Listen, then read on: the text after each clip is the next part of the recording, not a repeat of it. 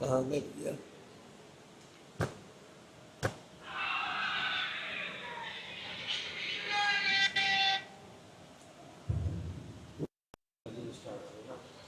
کہاں بھائی؟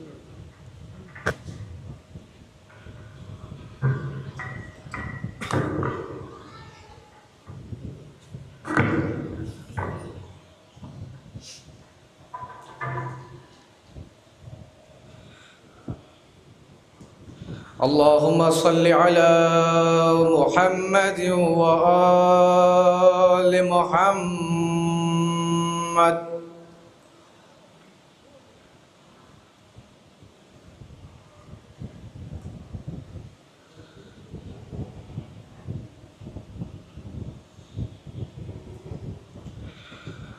أعوذ بالله من الشيطان اللعين الرجيم.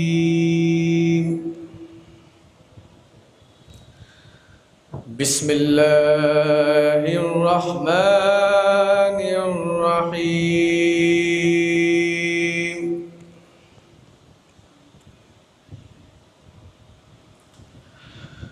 تبارك الذي بيده الملك وهو على كل شيء قدير.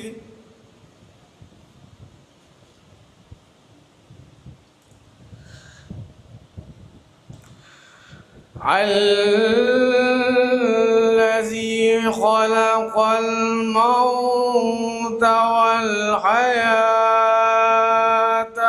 ليبلوكم أيكم أحسن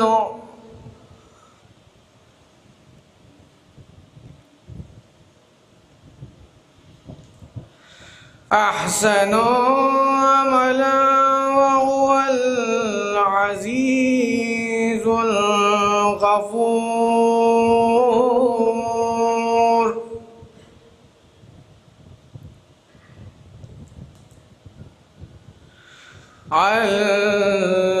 الذي خلق 7 سماوات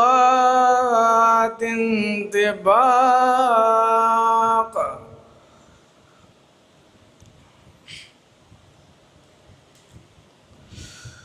ما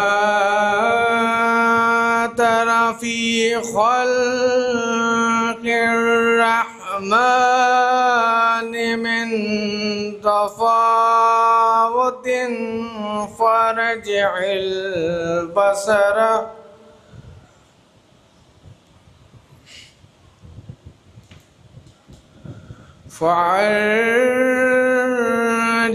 البصر هل ترى من فطور.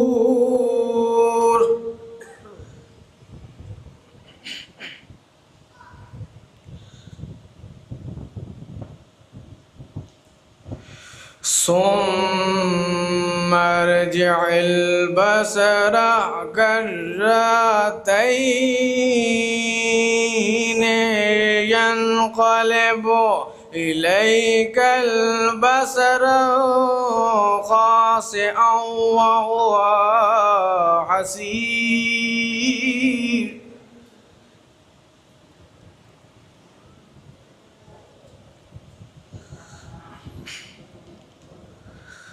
وَلَقَدْ زَيَّنَّا السَّمَاءَ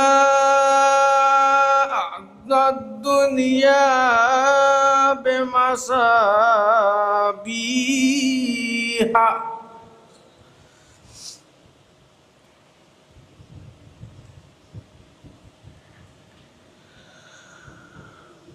وَجَعَلْنَاهَا رُجُومًا لِلشَّيَاطِينِ وَأَعْتَدْنَا لَهُمْ عَذَابَ السَّعِيرِ.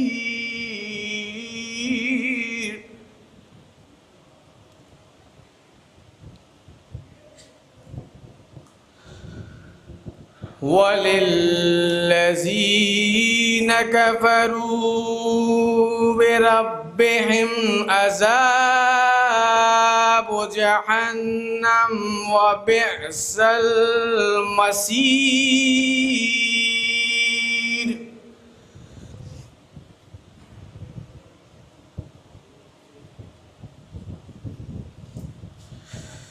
إِذَا أُلْقُوا فِيهَا سَمِعُوا لَهَا شَهِيقًا وَهِيَ تَفُورُ.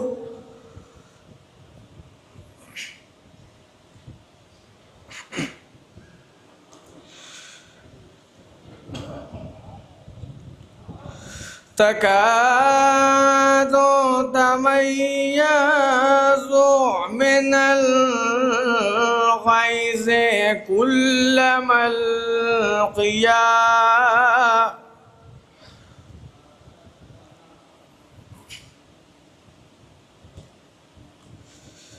فيها فوج سألهم خزانتها ألم يأتكم نذير.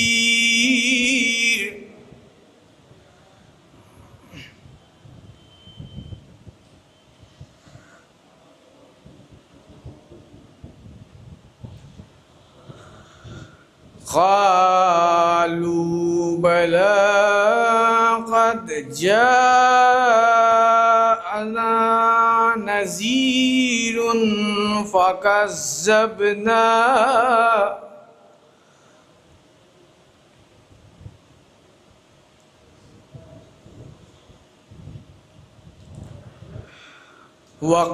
وقلنا ما نزل الله من شيء إن أنتم إلا في ضلال كبير.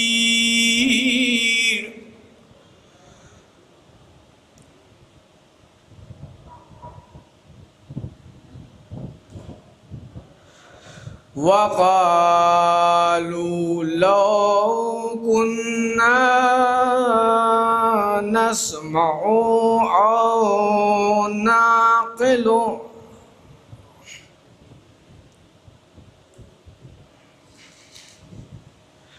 ما كنا في أصحاب السعير.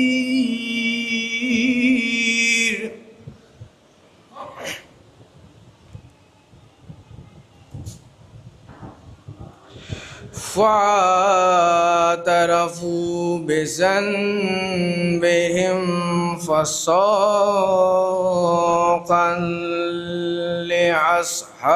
لأصحاب السعير.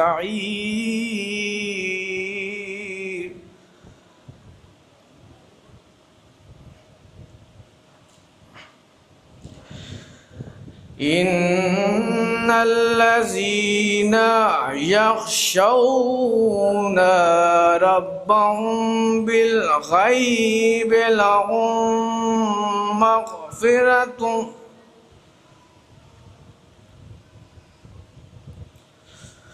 مغفرة وأجر كبير. صدق الله العلي العظيم وصدق رسوله النبي الكريم. اللهم صل على محمد وآل محمد.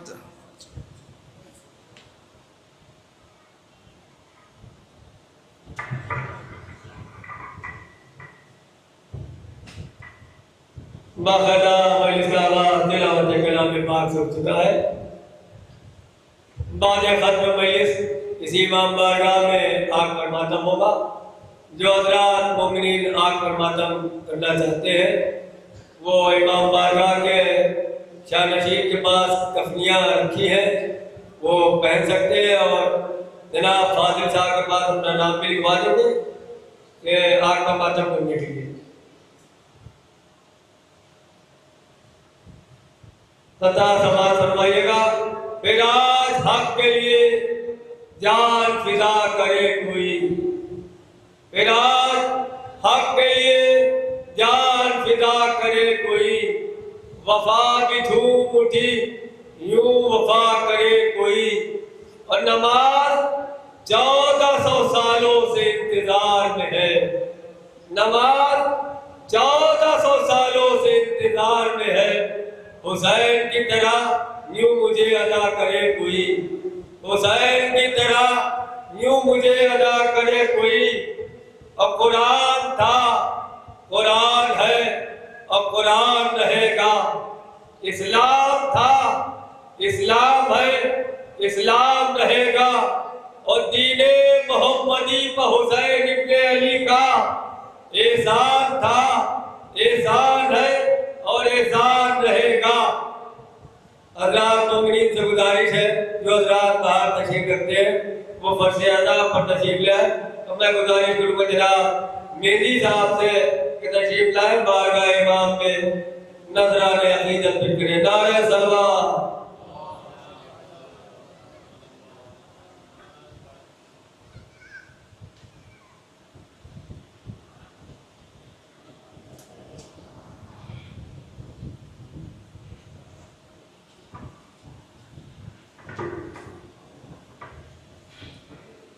نعرہ صلوات۔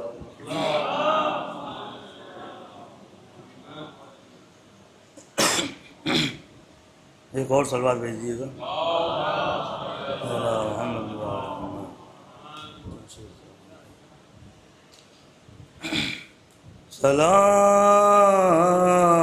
سلام مخاف نشینوں کے سوگواروں کا، غریب دیتے ہیں پرسا تمہارے پیاروں کا۔ سلام ان پہ جنہیں شرم کھائے جاتی ہے، کھلے سروں پہ اسیری کی خاک آتی ہے۔ بہت قیامت کی رات ہے، اسی حساب سے سلام ہے، سماعت فرمائیے گا۔ سلام ان پہ جو زحمت کشے تلاسل ہے، مصیبتوں میں امامت کی پہلی منزل ہے، اور سلام بھیجتے ہیں اپنی شہزادی پر کہ جس کو سونپ گئے مرتے وقت گھر سرور،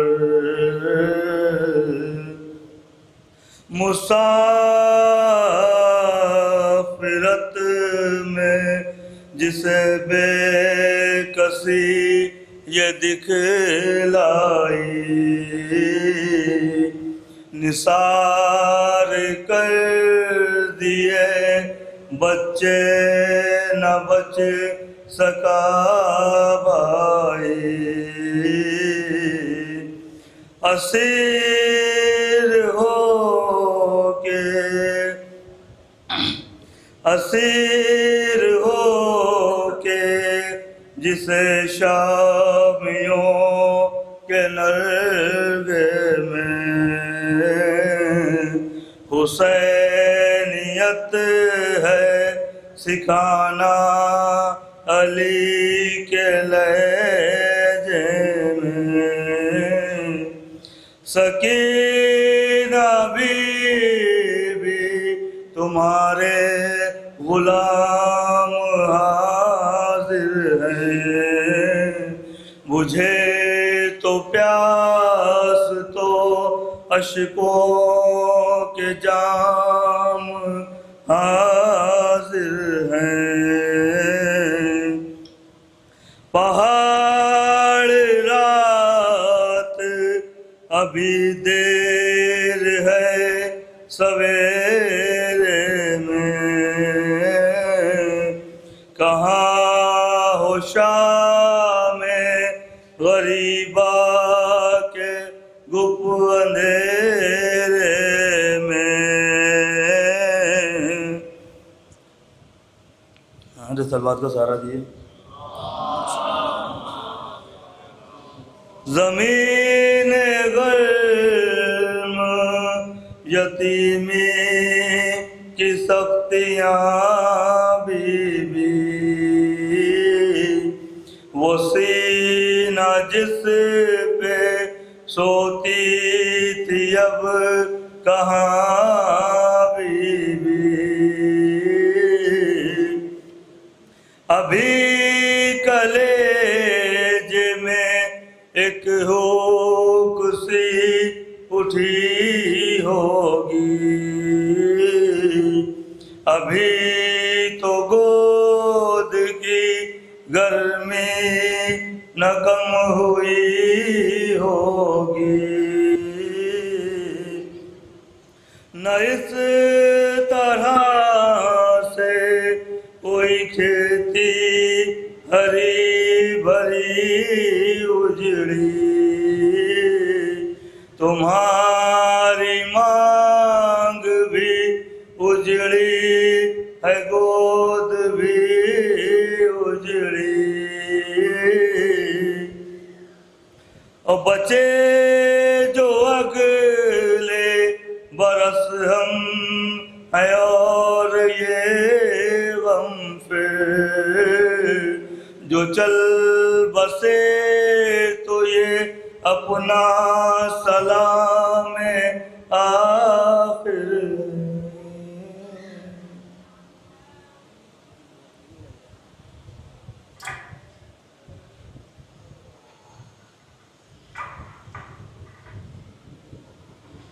مولانا موصوف ابھی تشریف نہیں لائے ہیں، اس لیے سلام کے چند شعر سماعت فرمائیے کہ دیکھ کر عباس کو بھاگے یہ کہتے لشکری، دیکھ کر عباس کو بھاگے یہ کہتے لشکری، دیکھو ساحل پر نظر عباس کی اچھی نہیں، دیکھو ساحل پر نظر عباس کی اچھی نہیں، اور باب حیدر پر نہ اترے تو ستارہ کیا کرے، باب حیدر پر نہ اترے تو ستارہ کیا کرے، باب حیدر کے سوا ڈیوڑی کوئی اچھی نہیں، باب حیدر کے سوا ڈیوڑی کوئی اچھی نہیں، اور دور تک دکھلائی دیتی ہے مسلسل جنتیں، دور تک دکھلائی دیتی ہے مسلسل جنتیں،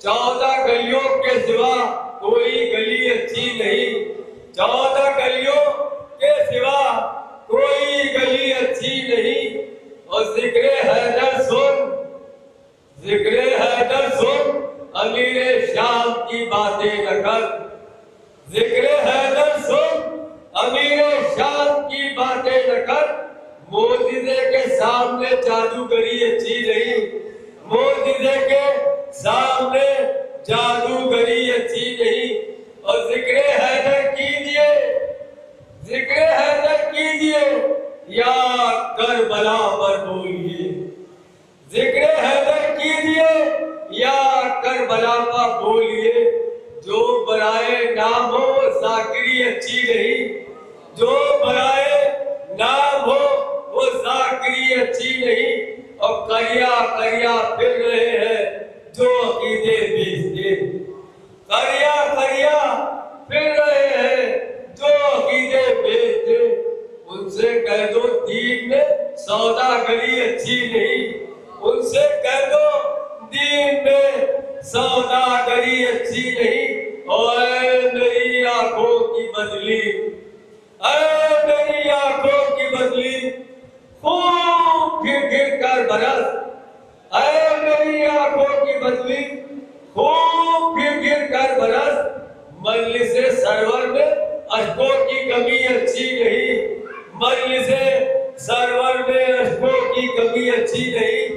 ایک خطا اور میں نے سنایا تھا آپ کو کہ وہ کہہ رہے ہیں جیو ذکر مرتضیٰ کے بغیر، وہ کہہ رہے ہیں جیو ذکر مرتضیٰ کے بغیر، بتاؤ کیسے کوئی سانس لے ہوا کے بغیر، وہ کہہ رہے ہیں جیو ذکر مرتضیٰ کے بغیر، بتاؤ کیسے کوئی سانس لے ہوا کے بغیر، اور زمانے بھر میں فقط ایک در بطول کا ہے، زمانے بھر میں فقط ایک در بطول کا ہے، جہاں خیرات بھی ملتی ہے التجا کے بغیر، جہاں خیرات بھی ملتی ہے التجا کے بغیر۔ اور کہا خدا نے نبی سے پکارو حیدر کو، کہا خدا نے نبی سے پکارو حیدر کو، ارے کئی ہوئی یہ فتح شاہ لا فتح کے بغیر، اور کئی ہوئی یہ فتح شاہ لا فتح کے بغیر، اور یہ کیسے بن گئے رضی اللہ اے میرے مولا، یہ کیسے بن گئے رضی اللہ اے میرے مولا، جب کئی نبی نہ بنے جب تیری رضا کے بغیر، جب کئی نبی نہ بنے جب تیری رضا کے بغیر۔ مولانا مسعود تشریف لا چکے ہیں لیکن فرش ادا پر ابھی تشریف نہیں لائے ہیں۔ تمام مومنین سے گزارش ہے کہ فرش ادا پر بیٹھ کر آپ کو اجر و ثواب میں کافی زیادہ اضافہ ہوگا، اسی لیے میں نے پہلے کہا تھا کہ فرش ادا پر بیٹھ کر کتنا سکون ہے، فرش ادا پر بیٹھ کر کتنا سکون ہے، اور محسوس ہو رہا ہے کہ جنت میں آ گئے، محسوس ہو رہا ہے کہ جنت میں آ گئے۔ یہ قطع صحیح سماعت فرمائیے، جس نے در حسین پہ سجدہ نہیں کیا، مولانا مسعود تشریف لا چکے ہیں، ایک آواز بلند نعرہ صلوات۔ یہ ہمارے دادا مرحوم مولانا ابوالحسن صاحب کے دو مصرعے سماعت فرمائیے، اس کے بعد مولانا مسعود افروز ممبر ہوں گے کہ کروٹے روح زہرا، آپ حضرات اور تشریف لے آگے تشریف لے، نعرہ صلوات۔ کروٹے روح زہرا بدلتی رہی، کروٹے روح زہرا بدلتی رہی، ایک سرور کے گردن پہ چلتی رہی، ایک سرور کے گردن پہ چلتی رہی، یہ تصور تھا بچہ ہے آغوش میں، یہ تصور تھا بچہ ہے آغوش میں، ماں کے دل کی تمنا بہلتی رہی، ماں کے دل کی تمنا بہلتی رہی۔ نہایتی ادب و احترام کے ساتھ گزارش کرتے ہیں خطیب اہل بیت عالی جناب مولانا علی انوار جعفری صاحب قبلہ سے کہ یہ عشر مجالس کی نئی مجلس امام بارگاہ زندہ آباد کی نئی مجلس کو خطاب فرمائے۔ نعرہ صلوات۔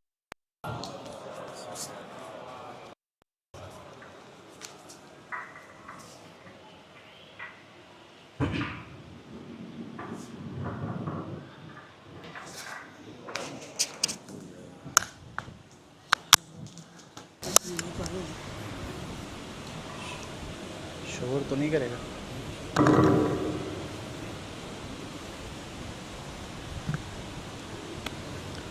فاتحہ۔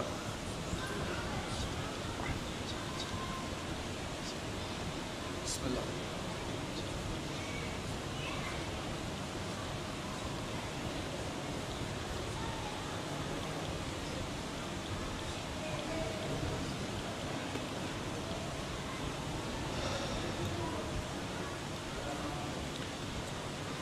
لا حول ولا قوة إلا بالله العلي العظيم. أعوذ بالله من الشيطان اللعين الرجيم. بسم الله الرحمن الرحيم. الحمد لله رب العالمين. الصلاة والسلام على سيد الأنبياء والمرسلين سيدنا ونبينا وشفينا وطبيب نفوسنا وحبيب قلوبنا مولانا ومولى الثقلين جد الحسن والحسين بالقاسم محمد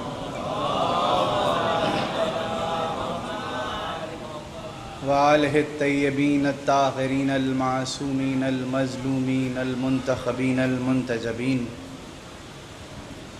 ولعنۃ الدائمۃ علی اعداء الدین اجمعین. اما بعد فقد قال اللہ فی القرآن المجید وفرقانہ الحمید وقولہ الحق. بسم اللہ الرحمن الرحیم.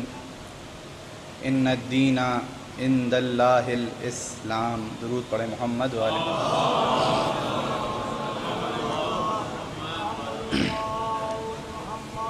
سب مل کر بیداری کا ثبوت دیتے ہوئے درود پڑھیں محمد.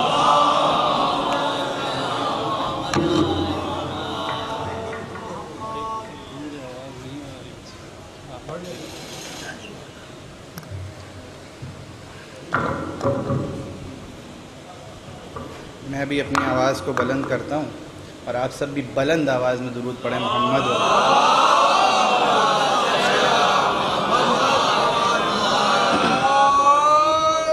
حاضرین مجلس، معزز سامعین کرام، عزاداران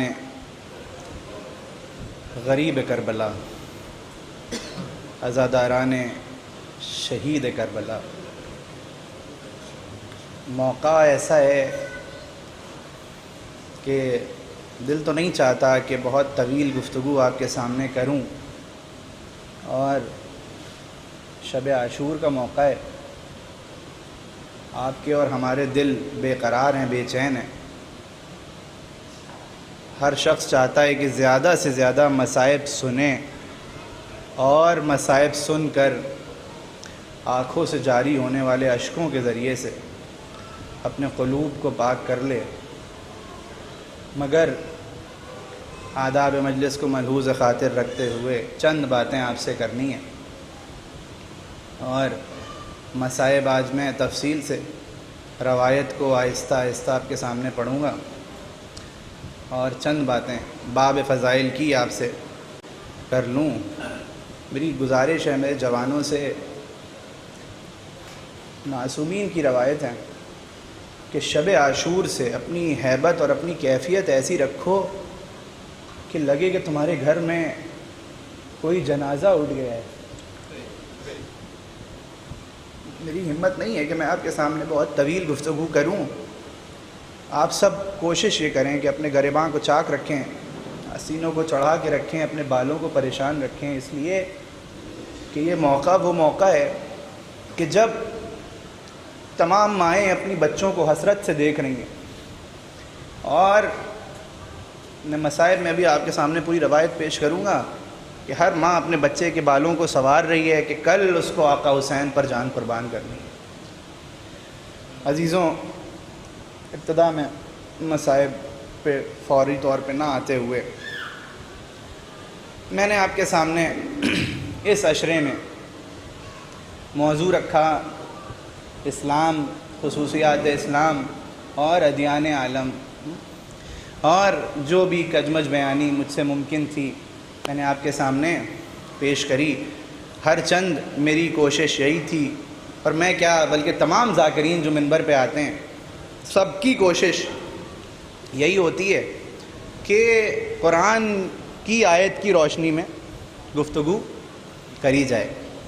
قرآن صامت کی آیت کو منبر پہ ذاکر آ کے روشن کرتا ہے اور آپ سے تمام حقائق قرآنی بیان کرتا ہے. میں نے بھی اسی روش کو قائم رکھنے کی کوشش کری.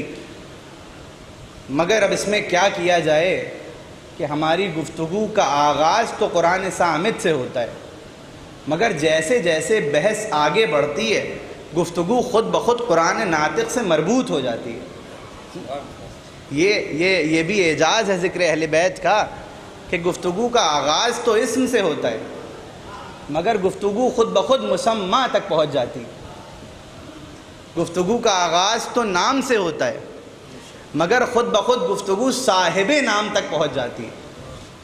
میں اپنے اس جملے کی تھوڑی تشریح کر دوں تاکہ ہمارے جوانوں کو بھی بات واضح ہو جائے۔ دیکھیے علماء لکھتے ہیں کہ یہ قرآن صامت، یہ مکتوبی شکل میں جو قرآن ہمارے اور آپ کے گھر میں موجود ہے، جو کائنات کی سب سے افضل ترین کتاب ہے، اس کی حیثیت اسم کی حیثیت، نام کی حیثیت ہے، اور آل محمد کی ذات صاحب نام ہے۔ یعنی مثال کے طور پہ ایک بینر چھپا کہ اس عشرے کو میں خطاب کروں گا، بہت آسان مثال آپ سب کے اذہان پہ واضح ہو جائے گی۔ ایک بینر چھپا کہ اس میں یہ واضح ہوا کہ میں مجلس کو پڑھوں گا اور میرے نام یعنی علی انوار جعفری نام جو ہے میرا اس بینر پہ لکھ دیا گیا۔ یہ جو نام لکھا گیا یہ تھا میری ذات کا حصہ، مگر اس کو کہیں گے اسم، نام، میرا نام ہے، میری ذات سے تعلق رکھتا ہے، یہ میرا نام ہے۔ مگر میں کہوں کہ جب مجلس شروع ہونے کا وقت آئے تو وہ آپ لکھا ہوا نام کاغذ پہ اس کو منبر پہ لا کے رکھ دیجئے، کیا مجلس مکمل ہو پائے گی؟ تو آپ کہیں گے نہیں، یقیناً وہ نام آپ کی ذات کا حصہ ہے، مگر اسم سے مجلس نہیں ہوگی۔ مجلس تب ہوگی کہ جب میرا عین وجودی منبر پہ آئے گا، جب صاحب نام منبر پہ آئے گا۔ بس میں کہتا ہوں کہ یہ قرآن صامت تنہا ملت و انسانیت کے درد کا مداوا نہیں کر سکتا تھا، اس لیے ضرورت اس بات کی تھی کہ انسانوں کے لیے عین وجود قرآنی تشریف لائے۔ عین وجود قرآنی، عین وجود قرآنی کون؟ ذات محمد مصطفیٰ صلی اللہ علیہ وسلم۔ حضرت کی ذات عین وجود قرآنی ہے، قرآن کا عینی وجود ہے۔ اور کون؟ وہ کہ جس کا حضرت سے منیت کا رشتہ ہو۔ یعنی اب اگر رسول کہہ دیں علی منی وانا منہم تو امیر کائنات کی ذات عین وجود قرآنی۔ اب اگر رسول کہہ دیں فاطمہ تو بضعۃ منی تو پھر جناب سیدہ کی ذات عین وجود قرآنی۔ اب اگر رسول کہہ دیں حسین منی وانا من الحسین تو آقا سید الشہداء کی ذات عین وجود قرآنی۔ تو جناب والا ہماری گفتگو کا آغاز تو قرآن صامت کی آیت سے ہوتا ہے مگر گفتگو قرآن ناطق سے مربوط ہو جاتی ہے۔ اب یہاں پر ایک گوشہ اور کھلتا ہے اور میں کہتا ہوں وہ ہمارے موضوع سے بھی جو میں نے ابتدا سے 8 تقاریر آپ کے سامنے کریں اس سے بھی مربوط ہوتا ہے کہ اگر معصومین کی ذات عین وجود قرآنی ہیں تو صریحاً باقاعدہ اسپیسیفکلی معصومین کا نام قرآن میں کیوں نہیں موجود ہے؟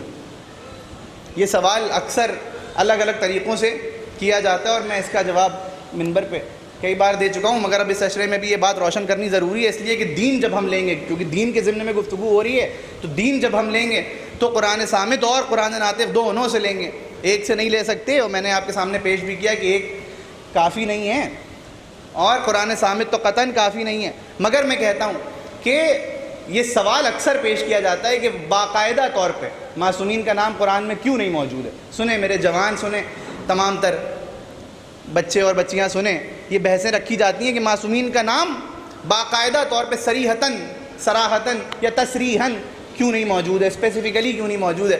تو میں کہتا ہوں کہ اگر اس ظاہری بینش کو ہٹا کر ذرا بینش عرفانی سے دیکھیے، بینش قلبی سے دیکھیے تو آپ کو گاہ پہ جگہ جگہ پہ معصومین کا نام قرآن میں نظر آئے گا۔ مگر میں تو یہ تو کہتا ہوں یہ تو عقیدے کا جواب ہو گیا، لیکن ظاہراً جو نام معصومین کے ہیں، جو 14 معصومین کے اسم ہیں، وہ قرآن میں اکثر ظاہری طور پہ نظر نہیں آتے۔ تو وہ کیوں نہیں آتے؟ اب اس کا جواب میں دے دوں اور آپ کی بھی خاموشی ختم ہو جائے گی۔ عربک میں ایک مثال دی جاتی ہے کہ الکنایتو، بہت علمی جواب ہے، اس کو محفوظ کر لیں، الکنایتو ابلغ من التصریح، کنایتیں اور اشارے بلیغ ہیں اور بہتر ہیں تصریحات سے، اسپیسیفیکیشن سے۔ اس کا مطلب کیا ہے؟ اس مثال کا کیا مطلب ہے؟ میں اس کو آسان کر کے پیش کر دوں. مثال کے طور پہ میں منبر پہ آیا اور منبر پہ آنے کے بعد میں نے دیکھا کہ یہاں پر ہمارے سب عزیز بیٹھے تھے. تو شجاع صاحب تشریف فرمائیں. میں نے کہا کہ شجاع صاحب بہت اچھے شاعر ہیں. ٹھیک، متوجہ ہو کے سنیں. میں نے کہا کہ شجاع صاحب بہترین شاعر ہیں. اب جیسے ہی میں نے منبر پہ آ کے کہا کہ شجاع صاحب بہت اچھے شاعر ہیں، تو اب چونکہ سبطان آباد کے اطراف کے لوگ موجود تھے تو سب نے سن کے کہا کہ ہاں ہو نہ ہو یہ شجاع صاحب کی بات ہو رہی ہے جو یہاں بیٹھے ہیں. میں نے نام لیا اور سب سمجھ گئے کہ شجاع صاحب کی بات ہو رہی ہے. اچھا، میں کہتا ہوں کہ اب اس کے بعد میں نے مجلس پڑھنے گیا، میں مثال کے طور پہ کسی دوسرے شہر میں مثلاً ممبئی مجلس پڑھنے گیا، وہاں جا کے بھی میں نے یہی جملہ کہا کہ شجاع صاحب بہت اچھے شاعر ہیں. تو اب ممکن ہے کہ وہاں پر کوئی شجاع صاحب موجود ہوں کہ جو بڑے فخر کے ساتھ سوچیں کہ یہاں تو میرا تذکرہ ہو رہا ہے کہ میں بہت اچھا شاعر ہوں. میں نے نام وہی لیا، مگر کوئی دوسرے شجاع صاحب تھے کہ جنہوں نے اپنی ذات سے اس وصف کو متصل کر لیا. اب ہورائزنز اور بڑھے. مثال کے طور پہ میں کسی دوسرے ملک میں مجلس پڑھنے گیا اور میں نے وہاں جانے کے بعد کہا کہ شجاع صاحب بہترین شاعر ہیں. تو اب ممکن ہے کہ اس ملک میں کوئی شجاع صاحب تھے، انہوں نے اپنی ذات سے متصل کر لیا کہ یہ ہو نہ ہو یہ میری بات ہو رہی ہے. میں کہتا ہوں میں ایک ہی نام لے رہا ہوں مگر دیگر شجاع ہیں کہ جو اپنی ذات سے وصف کو متصل کر رہے ہیں. اب یہ تو ہو گیا تصریح. اب میں کہتا ہوں اسی کے برعکس اگر میں ان کا نام نہ لیتا اور میں منبر پہ آؤں اور کہوں کہ وہ صاحب کے جو سیتاپور سے تعلق رکھتے ہیں، وہ صاحب کے جو فلاں شعبے سے تعارف رکھتے ہیں، وہ صاحب کے جن کا قد و قامت اتنا ہے، وہ صاحب کے جو فلاں کام میں مصروف رہتے ہیں، وہ تمام تر کنایتیں بیان کر دوں کہ جو شجاع صاحب کی زندگی سے تعلق رکھتی ہیں مگر نام نہ لوں. اب میں کہتا ہوں یہ کنایتیں میں کہیں بھی جا کے منبر سے پڑھوں، میں کسی بھی ملک میں جا کے پڑھوں، کسی بھی شہر میں جا کے پڑھوں، ہر سننے والا بغیر نام سنے کہے گا ہو نہ ہو یہ بس انہی کی بات ہو رہی ہے کہ جن کا نام شجاع ہے. اب میں کہتا ہوں، اب جملہ سنیے، اب میں کہتا ہوں کہ خداوند متعال نے بھی یہی حکمت اپنائی. اس نے قرآن میں نام نہیں رکھا، اس نے بیان کیا کہ وہ کہ جو نفس مطمئنہ ہے، وہ کہ جو صراط مستقیم ہے، وہ کہ جو رکوع میں زکوٰۃ دیتا ہے. ارے اس نے نام نہیں لیا، تمام کنایتیں بیان کر دی. اب جائیے اور تاریخ اسلام الٹیے اور دیکھیے کہ کس نے رکوع میں زکوٰۃ دی، کس کے لیے یہ آیت آئی کہ وہ نفس مطمئنہ ہیں. بس عزیزوں، اب میں کہتا ہوں کہ اگر اس کو ایک جملے میں جواب کو روشن کروں تو میرا دل کہتا ہے کہ خداوند متعال اگر نام بھی معصومین کے قرآن میں رکھ دیتا تو ناموں کے ساتھ بھی وہی ہوتا کہ جو القاب کے ساتھ ہوا. ارے جو لقب صدیق کے ساتھ ہوا، جو لقب فاروق کے ساتھ ہوا، جو لقب غنی کے ساتھ ہوا. ارے بہت سے افراد ایسے ہوتے کہ جو موقع اور محل دیکھ کر ناموں کو تبدیل کر لیتے. تاریخ کے آئینے میں اٹھائیے اور دیکھیے بہت سے افراد ایسے ہوتے. اور ایسا ہوا کہ نہیں ہوا؟ ایسا ہوا. یہ ہسٹوریکل کانٹیکسٹ میں بات کر رہا ہوں نا. ایسا تو نہیں ہے کہ کوئی بات ایسی کہہ دی کہ جو جس پہ آپ معترض ہو جائیں. تاریخ نے دیکھا کہ لوگوں نے کس طرح سے وہ القاب کے جو مخصوص تھے ذات آل محمد کے لیے، ذوات آل محمد کے لیے، لوگوں نے موقع اور محل دیکھ کر اپنے اعتبار سے ان ناموں کو اپنی ذات سے متصل کر لیا. تو خداوند متعال نے کنایتیں استعمال کریں. اور میں کہتا ہوں وہ کنایتیں بھی کیا بلیغ کنایتیں. اب یہ بھی اپنے آپ میں ایک موضوع ہے کہ کس طرح سے معصومین کا نام خداوند متعال نے قرآن میں رکھا. کسی اور موقع پہ آپ کے سامنے پیش کروں گا. ایک درود پڑھیں محمد و آل محمد. ایک بلند آواز میں درود پڑھیں محمد و آل محمد.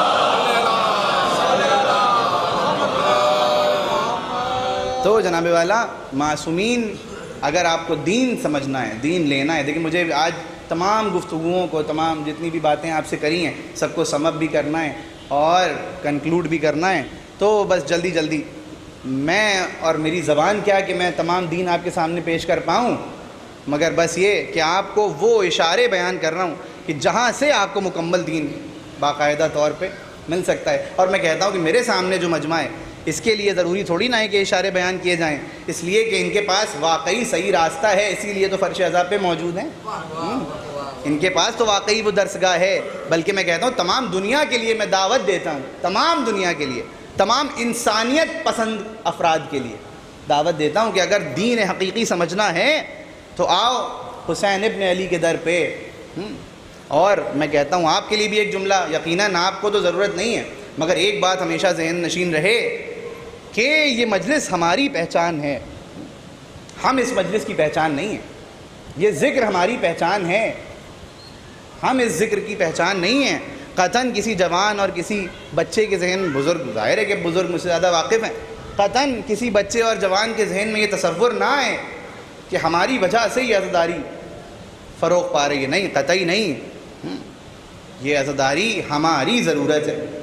کسی شاعر نے کیا خوب کہا کہ ایماں کی حرارت ہے عزاداری شبیر، ایماں کی حرارت ہے، نسلوں کی طہارت ہے عزاداری شبیر، اسلام سلامت ہے جو دنیا میں ابھی تک ہے، یوں کہ سلامت ہے عزاداری شبیر، اور اس فرش عزا کو نہیں ہم سب کی ضرورت، ہم سب کی ضرورت ہے عزاداری شبیر، ہم سب کی ضرورت ہے۔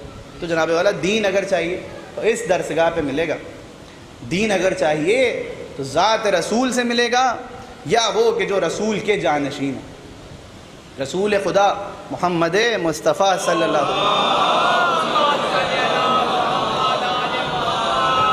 جو سرکار کے جانشین ہیں۔ جب میں کہہ رہا ہوں جانشین تو پھر اس سے جانشین سے مراد کیا ہے؟ اب ہر ایک جملے کی وضاحت کرتا چلوں، کیونکہ اب اس کے بعد تو کوئی تقریر ملنی نہیں ہے مجھے کہ میں کہوں کہ اب اگلی تقریر میں جو گزشتہ تقاریر میں کرتا آیا کہ کل کی تقریر میں اس کو واضح کر دوں گا، اور کچھ باتیں اس میں رہ بھی گئیں، اس کے لیے آپ مجھے معاف فرمائیں گے، اور جو باتیں مجھ سے ہو سکتی تھی بیان کری میں نے۔ لب میں کہہ رہا ہوں جانشین، تو جانشین کے کیا معنی ہیں؟ لغوی معنی، اگر لفظی اعتبار سے اگر جانشین کے مطلب پہ غور کریے تو جانشین یعنی جا یعنی جگہ، اور نشین یعنی بیٹھنے والا یا بیٹھا ہوا۔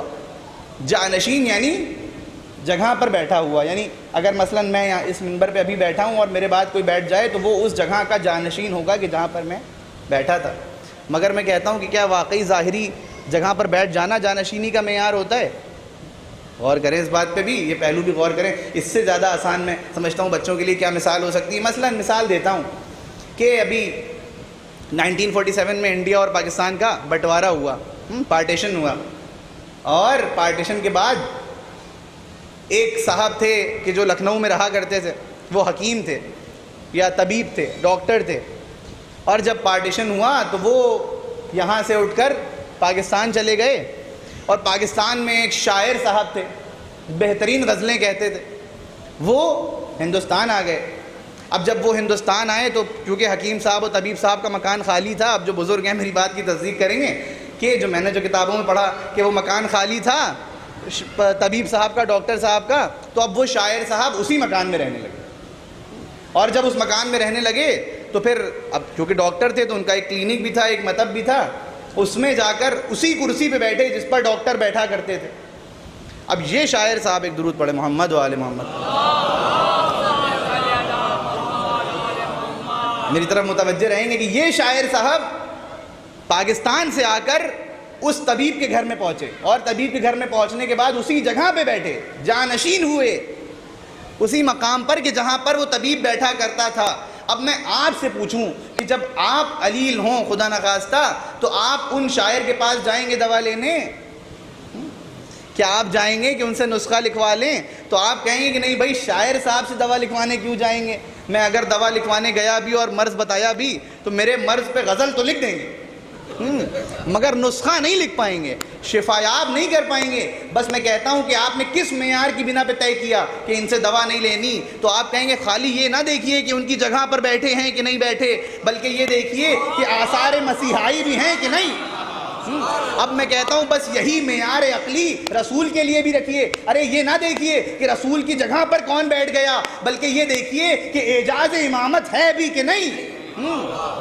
یہ بھی تو دیکھیے کہ جانشین ہے تو ظاہری جگہ پر بیٹھا ہے یا آثار مسیحائی بھی ہیں کہ نہیں ہے، اعجاز مسیحائی بھی ہیں کہ نہیں۔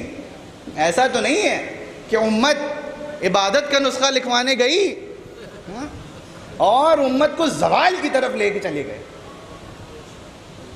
خدا کی قسم اگر ایک ایک مرحلے پہ گفتگو کی جائے، اب کیا کیجئے کہ اگر آپ اس کو بھی علمی تبرے کا نام دے دیں، مگر تاریخ کے آئینے میں دیکھیے ایسا ہوا کہ نہیں ہوا کہ رسول درد ملت مٹانے کے لیے، رسول ملت کو فلاح و بہبودی کی طرف لے جانے کے لیے جو اقدامات روشن کر کے گئے، کس طرح ناقص اذہان نے اس کو پامال کر دیا اور جو حقیقی وارث تھا اس کو اس جگہ پر نہیں بیٹھنے دیا، جو حقیقی دین تھا امت تک۔ کل کی گفتگو میں نے یہ بات بیان کری تھی کہ جب دین مشاورتی اجتماع سے نکل کے آئے، اب الفاظوں کا بھی مجھے تقیہ کرنا پڑ رہا ہے، الفاظ کا بھی پردہ نشین رکھنا پڑ رہا ہے کہ جب دین مشاورتی اجتماع سے نکل کے آئے، یا اور کھل کے برملا کہہ دوں جب دین سقیفہ و شورا سے نکل کے آئے، تو دین کی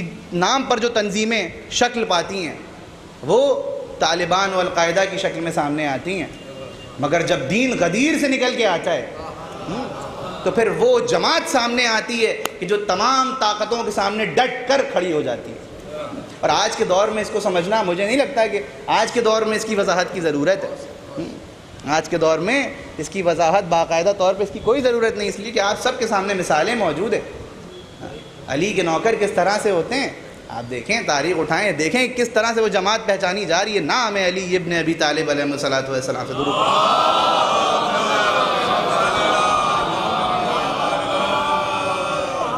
آج کی تقریر میں بس چند جو باتیں رہ گئی تھیں سرخیوں کے طور پہ ساری کلیکٹ کر کے آپ کے سامنے پیش کر رہا ہوں، اور میں اس بات کے اعتراف کے ساتھ پیش کر رہا ہوں کہ مجھے اس بات کا احساس ہے کہ میں نے تمہید کے دائرے سے بھی گفتگو آگے نہیں بڑھا پایا 9 دنوں میں، اس لیے کہ حق تو یہ نہیں تھا کہ میرے جیسی باتیں منبر سے کری جائیں، حق تو یہ تھا کہ علمی گفتگو ہوتی، مگر یہ کہ اس میں کیا کیا جائے کہ ہم کیا، ہماری زبان کیا۔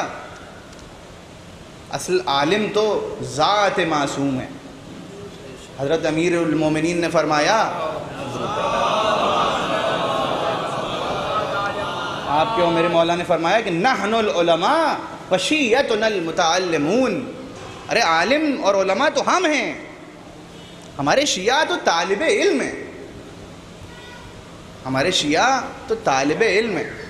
میرے جیسے جوان ذاکروں کو تو کم سے کم جلدی نہیں کرنی چاہیے کہ اپنے نام کے آگے علامہ لکھ لیں، اس لیے کہ ہم سب طالب علم ہیں۔ اصل عالم ذات معصوم ہے، اور پھر علامہ اللہ بہت علم ہے۔ تو جناب والا، میں آپ کے سامنے دین کے ضمن میں گفتگو کر رہا ہوں، ایک چاہتا ہوں کہ ایک گوشہ اور روشن کر دوں۔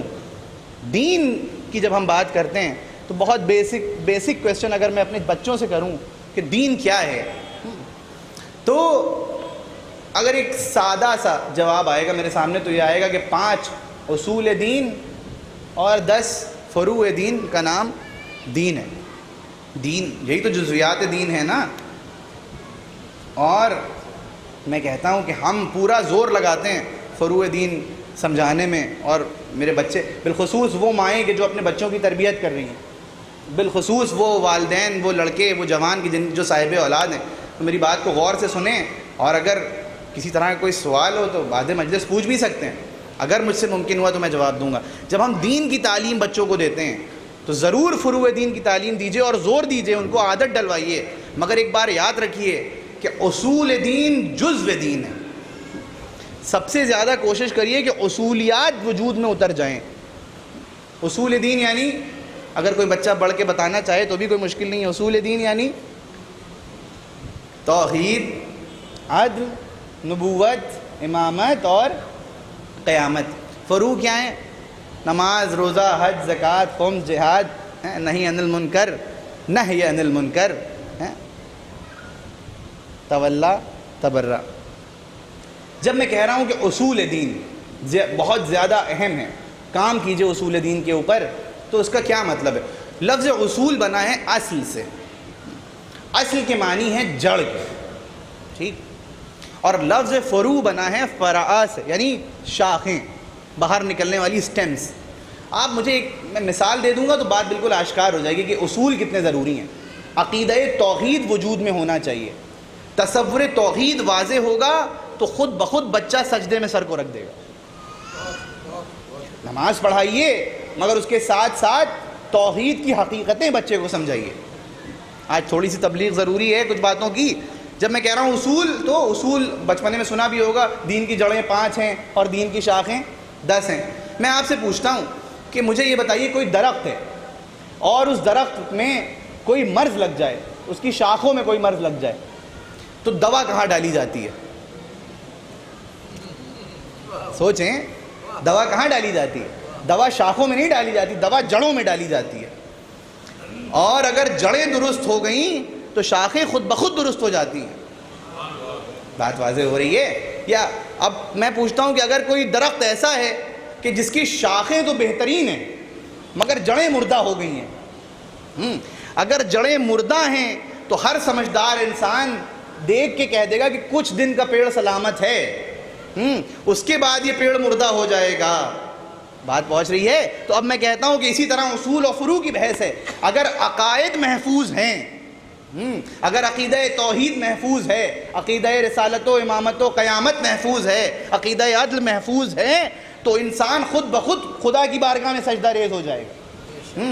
مگر میں کہتا ہوں کہ اگر شاخیں تو بہت بہترین ہیں، نماز تو پوری پابندی سے ادا ہو رہی ہے، روزہ تو باقاعدہ طور پہ رکھا جا رہا ہے، مگر عقیدہ توحید واضح نہیں ہے. دیکھیے بڑی سنگین بحث میں نے آپ کے سامنے اس وقت چھیڑ دی، میرا ارادہ نہیں تھا اس وقت اس طرف جانے کا، مگر یہ ضروری ہے یہ پہلو روشن کرنا منبر سے. باقاعدہ طور پہ نمازیں تو ادا ہو رہی ہیں مگر عقائد توحید باقاعدہ طور پہ وجود میں نہیں اترے ہیں. تو حقیقت توحید کو سمجھانے کی کوشش کیجیے، اس لیے کہ شاخوں سے زینت چمن تو ہو جائے گی مگر درخت ثمر آور نہیں ہوگا. جس درخت کی شاخیں بہتر ہوں اور جڑیں مردہ ہوں تو ثمر اس درخت دیکھنے میں تو بڑا خوبصورت لگے گا مگر اس میں پھل نہیں نکلیں گے. بس عزیزوں، دین کی شاخوں کو مضبوط کرنے سے پہلے دین کی جڑوں کو مضبوط کریے، اور جب شاخوں پہ بھی کام کیجیے. بس میں گفتگو کو زیادہ طویل نہیں کروں گا، اس لیے مجھے احساس ہے کہ ابھی اس کے بعد آگ کا ماتم بھی ہونا ہے، اور انتظامیہ نے مجھ سے یہ درخواست بھی کری ہے کہ میں آپ کے سامنے یہ بات پیش کر دوں کہ جو حضرات آگ کا ماتم کرنا چاہتے ہیں، جو جوان پرسہ پیش کرنا چاہتے ہیں، وہ وہاں پر جانے سے پہلے عزا خانے میں آ کے جو آداب ماتم ہیں اور جو لباس وغیرہ ہے وہ پہن کر باقاعدہ طور پہ منظم طریقے سے آرگنائزڈ وے میں آگ کے ماتم میں شرکت کریں. درود پڑھیں محمد و آل محمد.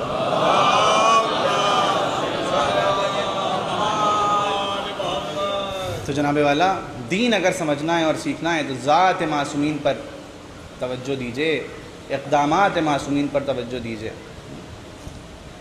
اور یہی دین تھا کہ جو مجسم شکل میں کربلا کے میدان میں کھڑا ہوا تھا اور آواز بلند کر رہا تھا کہ حل من ناصر ینصرنا.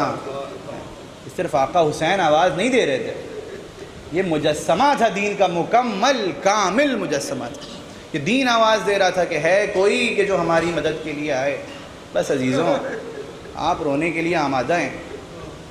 میں جب تک میری ہمت ساتھ دے گی میں آپ کے سامنے مسائل پیش کروں گا. تاریخ لکھتی ہے، شب عاشور ہے نا، دل کہتا ہے کہ رونے کے لیے بس یہ کافی ہے کہ آج آقا حسین کی بارگاہ جو سجی ہوئی ہے، کل یہ بارگاہ اجڑ جائے گی.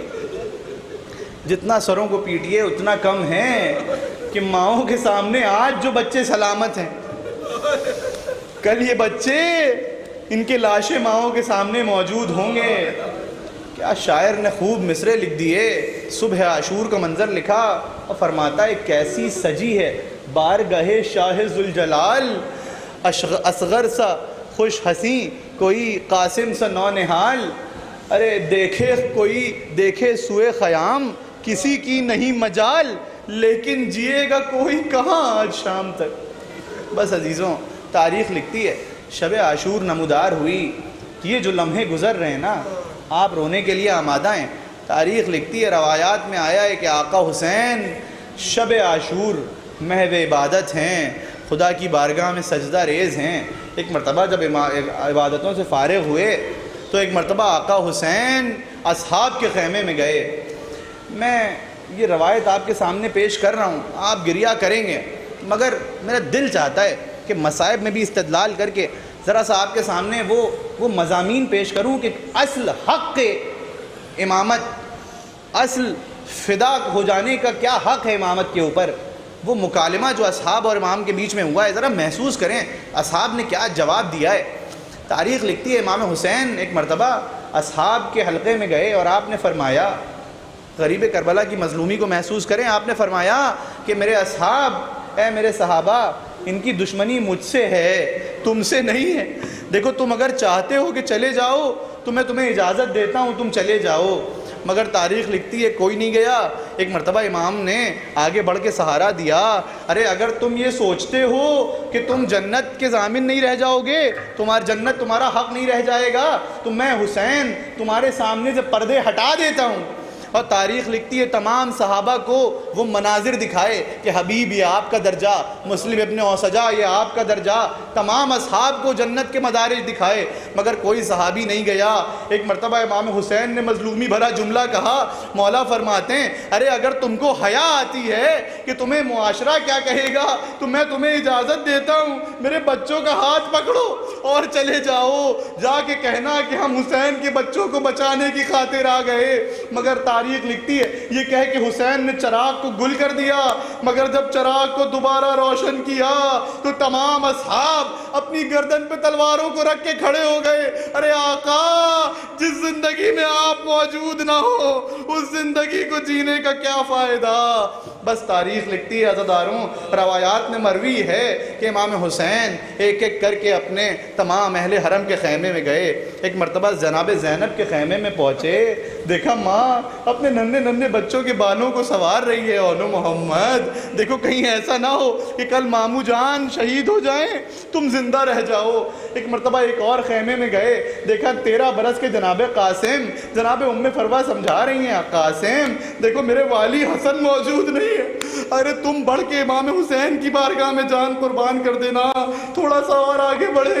ایک ماں ننھے سے گہوارے میں بچے کو لے کے بیٹھی ہے، علی اصغر میرے پاس کوئی امام کو دینے کے لیے ہدیہ موجود نہیں ہے، مگر میں چاہتی ہوں کہ تم محضر شہادت میں اپنے نام کو درج کراؤ۔ بس عزیزوں اسی اسنا میں یہ شب گزری۔ ایک مرتبہ صبح عاشور نمودار ہوئی، امام حسین نے علی اکبر سے کہا علی اکبر ذرا اذان دیجئے۔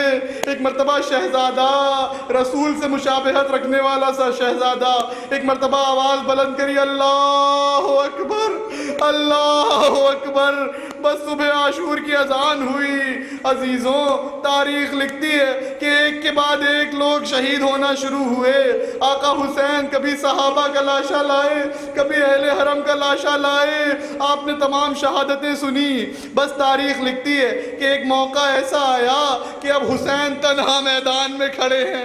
ایک مرتبہ آسمان کی جانب دیکھا، آواز کو بلند کیا، حل من ناصر ینصرنا حل من مغیث یغیثنا، ارے ہے کوئی کہ جو میرے استغاثہ پہ بلند آواز میں جواب دے، ہے کہ جو کوئی میری نصرت کو آئے۔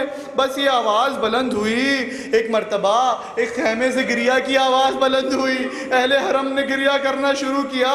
آقا حسین خیمے تک پہنچے، پہنچنے کے بعد پوچھتے ہیں ارے بہن زینب کیا ہو گیا؟ ایک مرتبہ جناب زینب نے آگے بڑھ کے کہا ارے بھیا حسین آپ نے آواز بلند کری نا، علی اصغر نے خود کو جھولے سے گرا دیا۔ بس تاریخ لکھتی ہے ایک مرتبہ آقا حسین نے ننھے سے بچے کو گود میں لیا، ایک مرتبہ علین کے سامنے آئے، آواز بلند کری ارے تم کو ہم سے دشمنی ہے نا، تم کو ہم سے پریشانی ہے نا، ارے اس ننھے سے بچے کی کیا خطا ہے، ارے ذرا 2 قطرے آپ اس کو دے دو۔ ایک مرتبہ جب کوئی آگے نہیں بڑھا، حسین نے ننھے سے ششماہے کو گرم ریتے کربلا پہ لٹا دیا۔ تاریخ لکھتی ہے پھر بھی کسی نے کوئی جواب نہ دیا۔ ایک مرتبہ علی اصغر نے کروٹ کو بدلا، حسین نے علی اصغر کو واپس گود میں لیا۔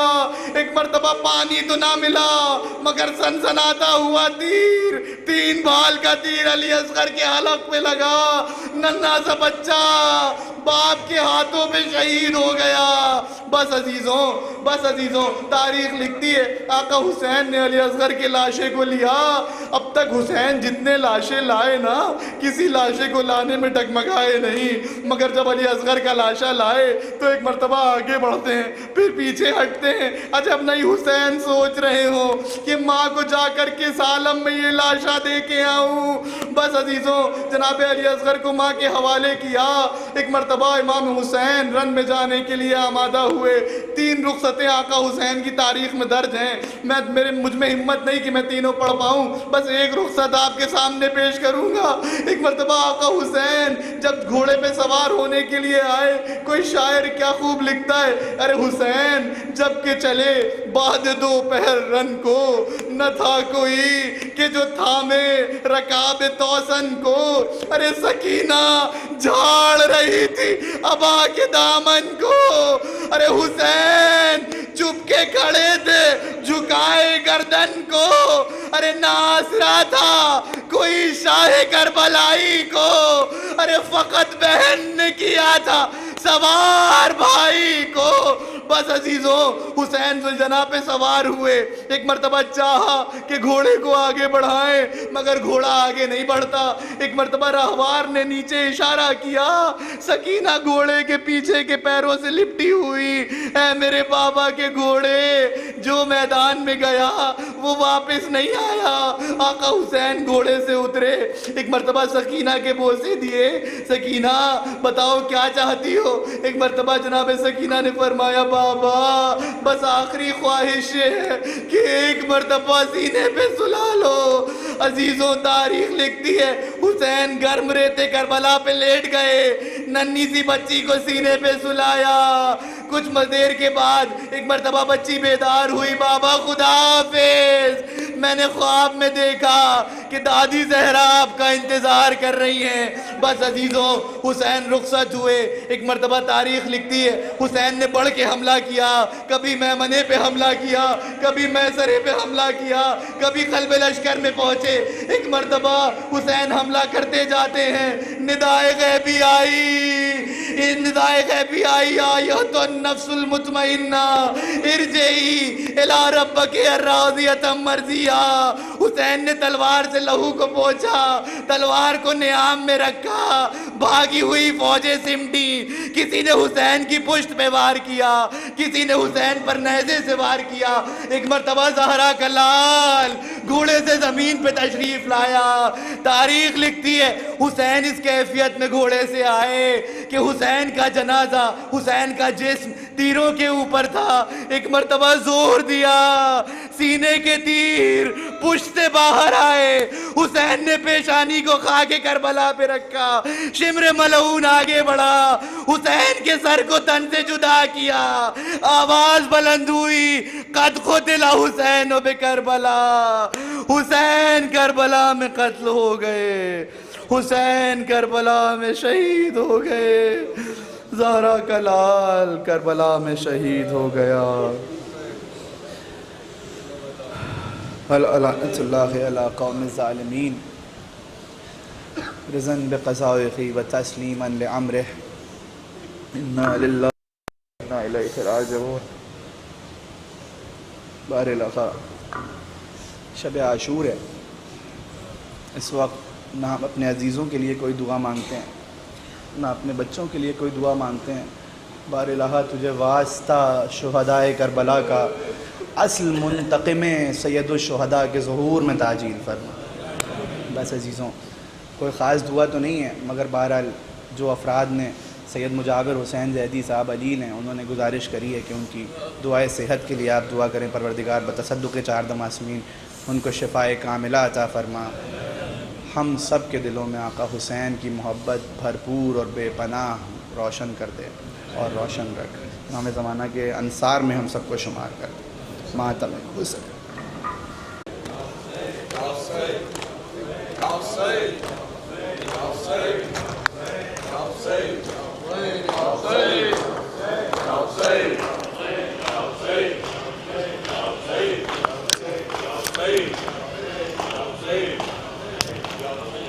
السلام علیکم یا رسول اللہ، السلام علیکم یا رسول اللہ، السلام علیکم یا شہید. السلام علیکم یا ابن الشہید، السلام علیکم ورحمۃ اللہ وبرکاتہ، السلام علیکم یا ابا الفضل العباس، السلام علیکم یا ابن امیر المومنین، السلام علیکم یا ساقی تشاؤن کربلا، السلام علیکم ورحمۃ اللہ وبرکاتہ، السلام علیکم یا غریب الغرباء، السلام علیکم یا معین الضعفاء والفقراء، السلام علیکم یا شمس الشموس، السلام علیکم یا انیس النفوس، ایہا المدفون بارض طوس، الرضا والمرتضی الراضی بالقدر والقضاء، یا علی ابن موسیٰ والرضا، روحی و جسمی لک الفدا، رحمۃ اللہ وبرکاتہ، السلام علیکم یا صاحب العصر والزمان، الامان الامان الامان، السلام علیکم یا شریک القرآن، السلام علیکم یا امام الانس والجان، السلام علیکم یا امام زمانہ، ھذا جل اللہ وتعالی فرجک، سہل اللہ مخرجک وظہورک، وجعلنک وابانک وانصارک ورحمۃ اللہ۔